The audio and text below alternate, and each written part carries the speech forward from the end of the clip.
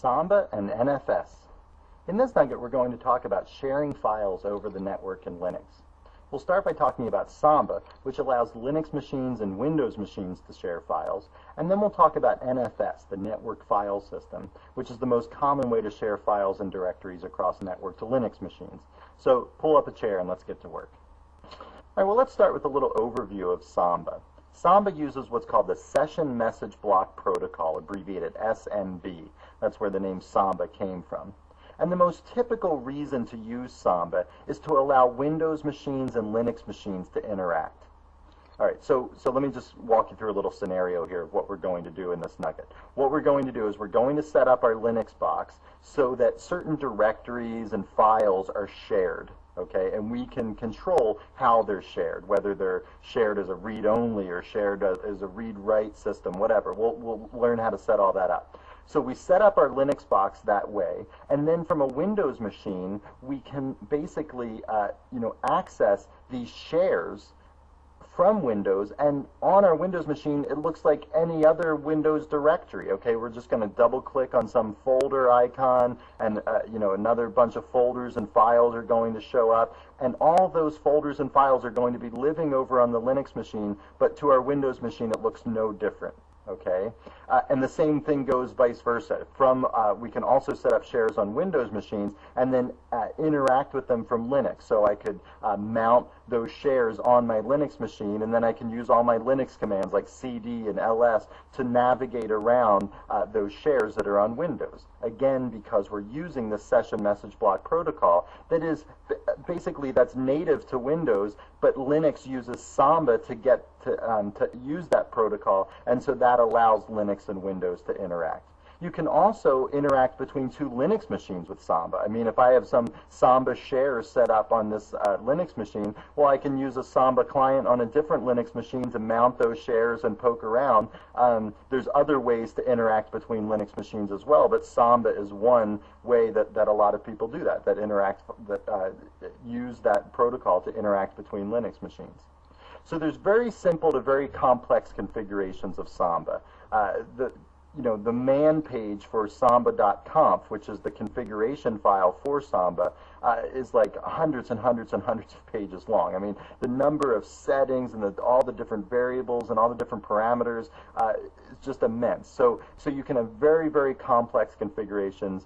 Needless to say, what we're going to do in this nugget is just set up a very simple configuration, and like I said, the configuration file for Samba is called samba.conf. On my SUSE Linux machine, that lives in the /etc/samba directory. In some other versions of Linux, it's just right in the etc directory. It'll be etc/smb.conf.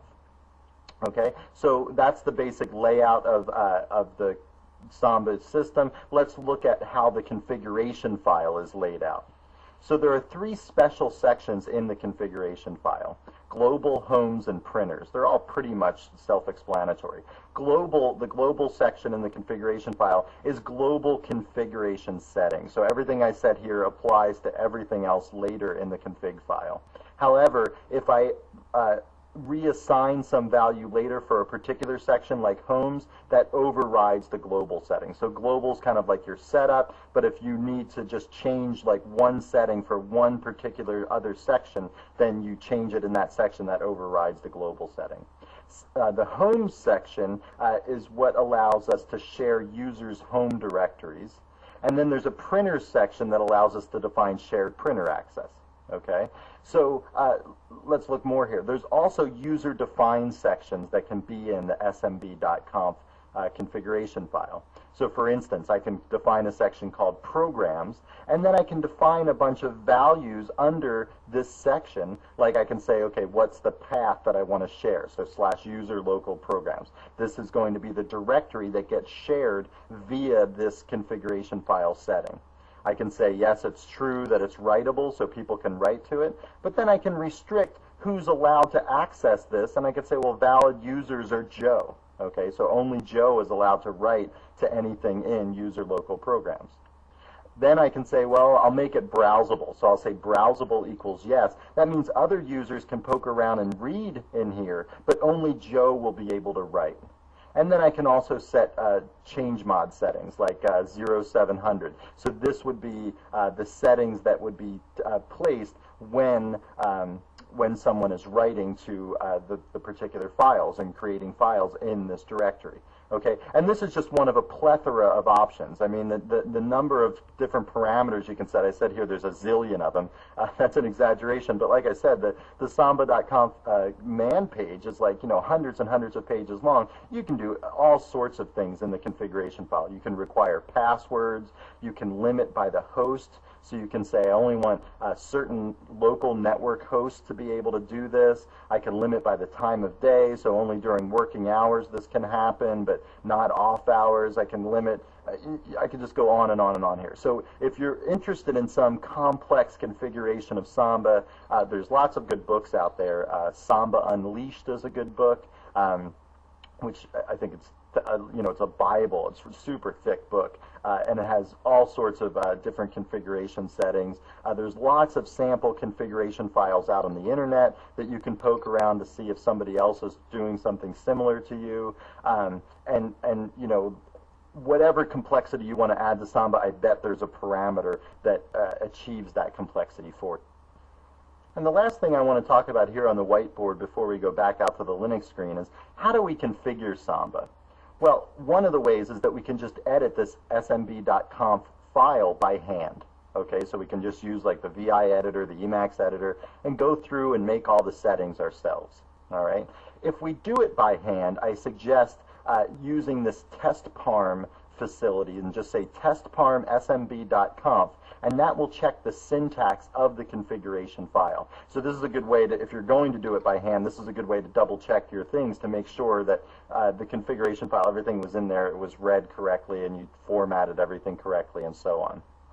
There's other more modern ways to configure Samba, though. On SUSE Linux, the YAST utility, the system tool utility, has a Samba configuration section in it, and that's one way to configure it. But on other versions of Linux, there's other tools that you can use. The SWAT tool is a really nice tool, and we'll take a look at that tool in this nugget. And that stands for the Samba Web Administration Tool. So you open up a web browser like Firefox, and you go to a particular address, and that allows you to configure Samba on your system. And Webmin is a similar kind of thing. Webmin is a web administration tool that people have written that allows you to configure all sorts of various aspects of your system through this web interface. And one of the aspects of your system that you can configure with Webmin is Samba. Okay, so let's move out to the Linux screen now and take a look at how we can set up Samba so that we can share some of our Linux directories with the local Windows box.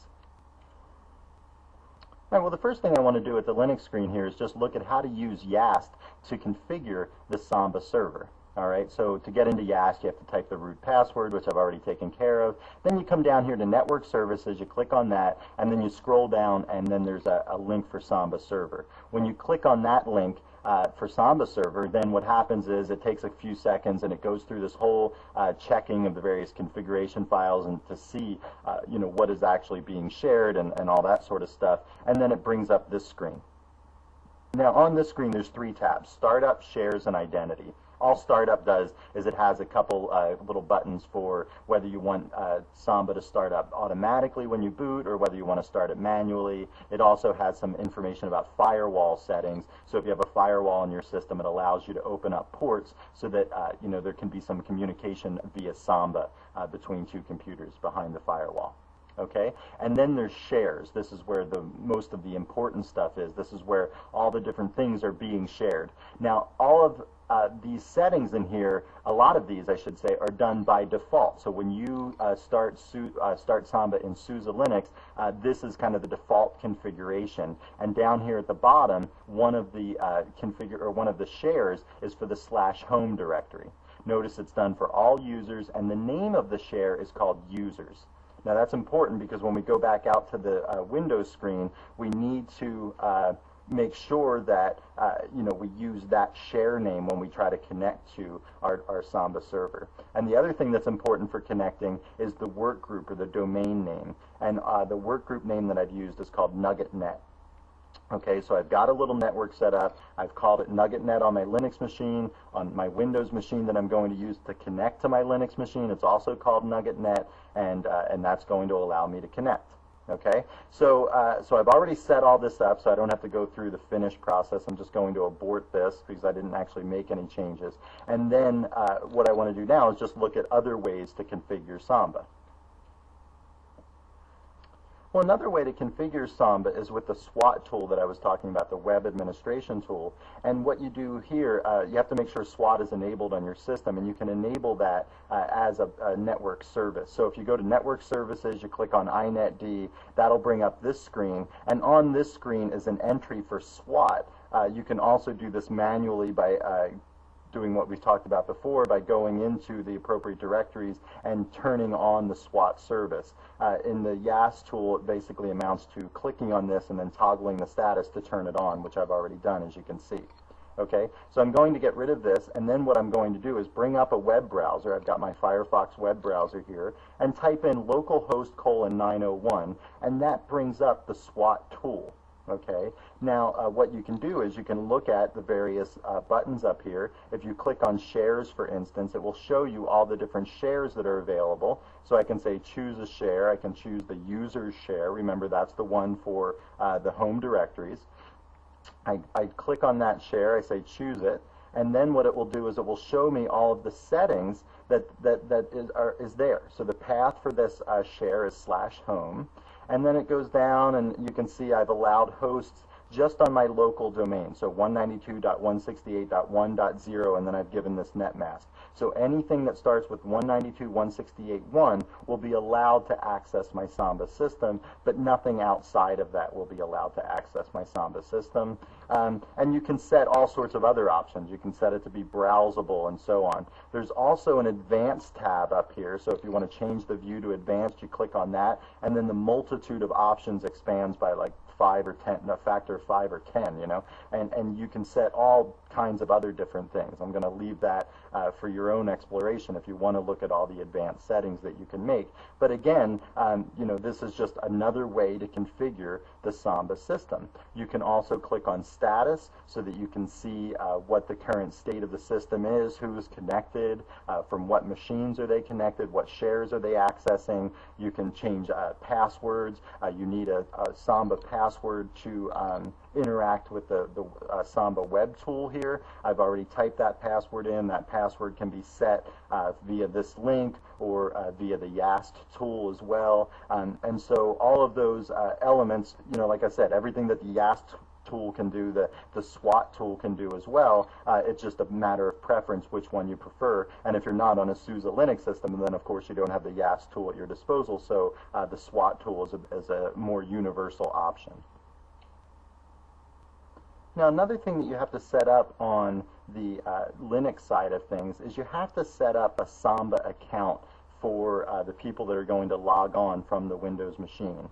So one way that you can do this is with the command line, and you can say Samba password, and you could say -a, little a, Perry. So this would add an account Perry to the Samba password file, and this is sort of separate from like the regular you know, Etsy password file. Okay, so this would add a user Perry to the Samba system, and that would allow, then it would prompt you for a password. I've already set this up, so I don't need to go through this, but what this would do is it would prompt you for a password, then it would have you type it again just to double check. But this is critical to being allowing Perry to log on from the Windows machine.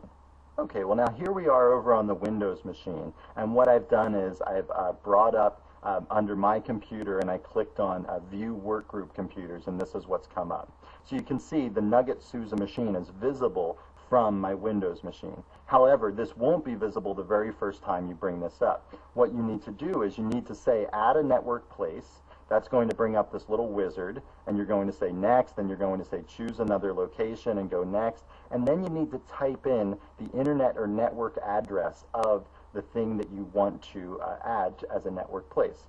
What we do for this is we do the // and then we give the IP address or the name for the machine that has the Samba server on it. My Nugget SUSE machine on the local IP address is 192.168.1.101, and then the share that we want to access is /users. Okay, remember that was the home directories for the computers. If I hit enter, if I hit next here, then it will prompt me for a username and a password, and this is when I would type Perry and the password that I've added via this SMB password command on the Linux side of things, okay? And like I said, I've already set this up, so I don't need to go through this again, so I'm just going to cancel.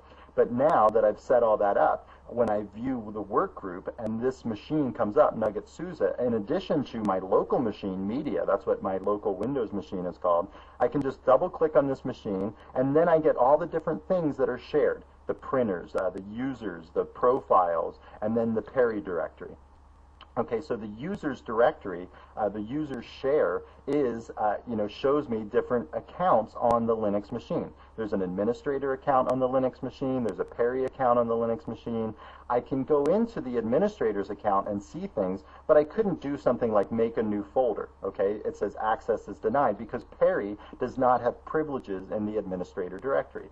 But if I go back and I go into the Perry directory and then I go into documents there I can make a new folder. I can call it junk. I can go into that folder. I can create, copy files into this. I can do whatever I want in this directory because I have permissions, because the way that that was set up by default was that you had to supply a username and a password, and that username and password gave you specific access to your directories on the Linux machine. So you weren't able to just go in and wreak havoc on everybody else's things that were shared.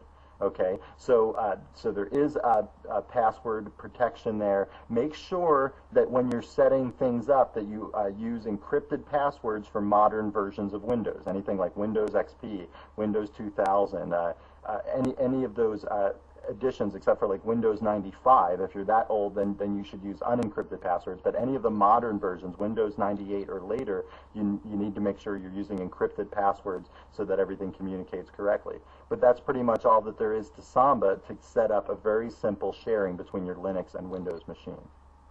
All right, well now let's move on and talk about the Network File System, abbreviated NFS. This was developed by Sun Microsystems, and the idea of the network file system is that it allows Linux machines to share files. Okay, it was actually developed for Unix initially, but it's been imported into Linux as well. So the typical uses of NFS are to share home directories between hosts in a network. So if you've got a lot of computers out here, and say you're at a university and there's a lab, and users could log on to any one of these computers, well, you don't want to have a home directory mounted on each computer for each user, and you really don't even want that because then when you log on here and you create some file in your home directory, then if you logged on here later, that file that you created in your home directory earlier over here would not be present over here.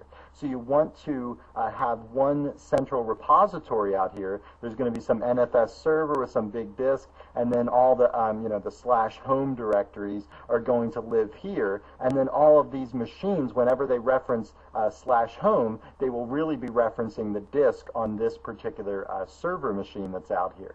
Okay, so that's one use for NFS. And another use is to share binaries. So again, if you have some NFS server out here in the /bin directory or /user bin and all those different directories that are out there that contain executables can all be contained on the server out here, and then when any of these computers go to run that program, well, they run it from there. Now this seems like a little bit of a bottleneck, and you could run into problems with bottlenecks depending on how many machines are accessing this NFS server, but the big win for using NFS is that you're saving space. You don't have to copy these binaries out to all these different computers, and you're also saving system administration time. When you want to upgrade some piece of software, you just upgrade it on the NFS server, and then when any of these people run the new Firefox browser or something, well, then it's running the newest version that you've updated in one place. You didn't have to go out to each of these machines and update it. So that's the kinds of benefits that you gain from NFS and the typical uses that we see with NFS. So the overview here, like I was just drawing there, is the NFS server lives out here, and it has, a file system on it, okay? And then the NFS client over here will basically take certain things from the NFS server when it needs it. So like I was saying earlier, we could have the /home directory here, and that could be shared amongst a bunch of different clients. And then whenever someone here references, they say cd/home, well, really they're being taken to the home directory on the server machine. And when they do an ls there, that's really doing an ls on this machine and sending the output back to the client machine. Okay, if they do a make dir or delete a file or create a file or something like that, all of that stuff is done on the remote machine. Okay, so that's basically the way it's working here, client-server architecture. So the configuration files for NFS that are important, host.allow and host.deny in the etc directory just configure who can access your machines. Allow is always checked first, and if there's a specification for this machine to access yours and it's in the allow file, then it's allowed to access. If it's not in the allowed file, then the deny file is checked, and if it's in there, then it's denied access. However, if it's in neither of these machines, then it's allowed access by default. The etc exports file is where you actually configure what directories are exported and what their properties are, whether they're read-only or read-write, or whether they're always going to be synced up, or you're going to allow asynchronous behavior, that sort of thing. So what I want to do now is move out to the Linux screen. We're going to take a look at a couple different Linux machines on my network and show you how to configure NFS and show it to you in action. All right, so here we are on the Nugget SUSE machine. This is going to be my NFS server for the network, and then we'll move over to a separate machine, a little laptop that I have called Nugget SUSE 2, and that's going to be the NFS client for the network. Okay, so on the Nugget SUSE machine, which is the server, you have to set up a few things in the etc directory, like we were just talking about. The first thing is that host.allow file, and in there I've just set it up simply to allow all the services to access this machine from the local domain 192.168.1. And that just says anything in the local domain that starts with those 3 octets can access this machine for any service at all.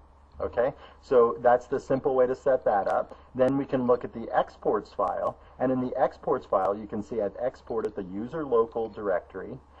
There's the machine that I've exported it to, okay, and then these are some options that I've set for that machine. All right, so 192.168.1.0/netmask 255.255.255.0, they're all the same. That's the same thing that we were specifying up here. Anything that starts with 192.168.1 can access user local on this machine. Now the RO here says it's read-only, so the client machine will be able to read the files in user local but not write to them. Obviously, if we were exporting /home or something like that, then you would want this to be readable and writable, and for that option you would use RW. Root squash has to do with whether the root user is accessing something over the NFS server, and the root squash is just like a safety mechanism to make sure that bad things can't happen. I'll leave it at that. If you want to allow the root user to be root on the NFS server while they're accessing the files, then you would write no root squash. And then sync has to do with the client-server synchronization. The opposite of sync is async, A-S-Y-N-C, for asynchronous behavior. So the sync option says that when the client does a write to the server, it doesn't give control back to the user until the server says, yes, I've carried out this write, go on. And then if it does that at every step of the way, does that little handshake every step of the way, then the data integrity is good. Every time you do a write on the client, you know that the write has been carried out on the server. The async option can be faster in certain circumstances, but you risk some data integrity issues because you might be doing a write on the client, but then it actually doesn't get carried out on the server, and the server crashes and something happens. So that sort of behavior is somewhat unpredictable when you have async, but in high performance, certain kinds of situations you might want async as your option. Now, to edit the etc exports file, you can obviously just go in and edit it by hand. Okay, but you can also use various tools. There's a graphical tool in SUSE. If you go to Network Services and you click on NFS Server, then you will get this screen, and it's very primitive in what it does. It just basically allows a little bit of savings from using an editor. So you can add a directory here. You can browse through directories if you want to do that. If you just want to edit, what the options are for a directory that you've already got, you can click edit. But you can see the options here. You just go in and type them by hand. So in a couple minutes, I'll point you to a resource on the internet where you can learn about all the other different options. Obviously, you can look at the man pages for NFS and the etc exports file to see all the different kinds of options that you can set up.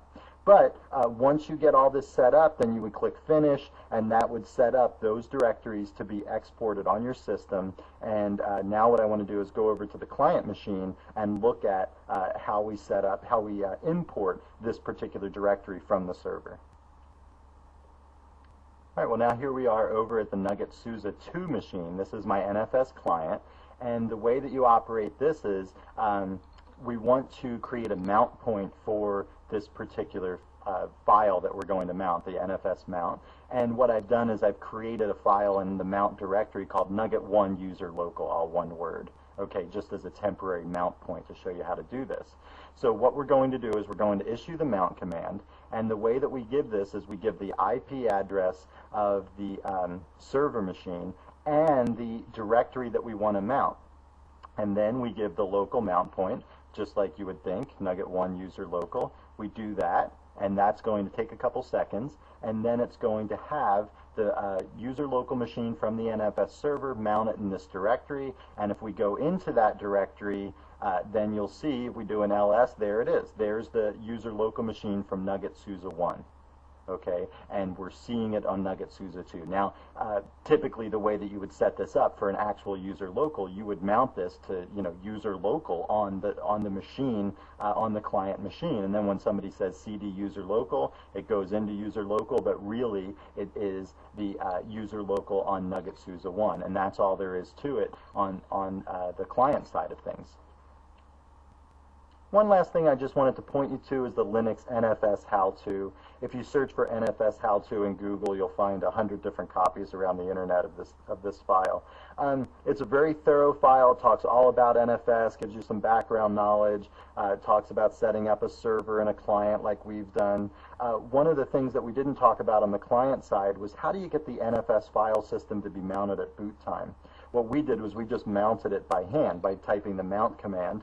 But you really want an NFS file system to be mounted when the system boots up, so the user doesn't have to go through that mounting process or even understand that they're getting directories from some NFS server. And the way that you do that is you just add an entry to the etc/fs tab file. So what you do is in that entry, you first specify the name of the NFS server, and for their example is master.foo.com. For us, it was 192.168.1.101. :/ the name of the directory that server is exporting, like in their example /home. For us it was user local. Then you give the mount point, and then you give the file system type, and for NFS imported files, that the file system type is just NFS. Even though the underlying file system on the server might be ext3 or riser or something else, it just says NFS on the client machine to let the system know that it's a networked file system. Then options are like the read write or read only or sync or whatever, and you don't have to worry about these out here. That's a little bit more detail than we need to get into. But that's all you have to do to get that to be mounted at boot time. The how-to file also goes over things like security. It goes over optimizing and tuning NFS. So lots of information about NFS is in here if you want to carry on your learning process, and that pretty much wraps up our discussion of NFS. All right, well, it's time to wrap up our nugget on Samba and NFS. We started by talking about the Samba system, which is the system that allows Windows and Linux machines to communicate back and forth. And we went through an example where we set up a shared directory on Linux, and we saw how to access it from Windows. And similarly, you could set things up on Windows and access them from Linux. Samba also gives you the ability to access printers over the network, and remember that the main configuration file for Samba is samba.smb.conf, and on the SUSE Linux machines that lives in /etc/samba, and other versions of Linux it lives in just the etc directory. And then we moved on to talk about NFS. NFS is more common, is the most common way really to access share files and access files between multiple Linux machines. It's very useful for saving space and saving system administration time, so you don't have to have replications of directories on lots of machines in the network. You can just have one copy of critical directories like binary executables on one NFS server, and then many NFS clients can access that from one place.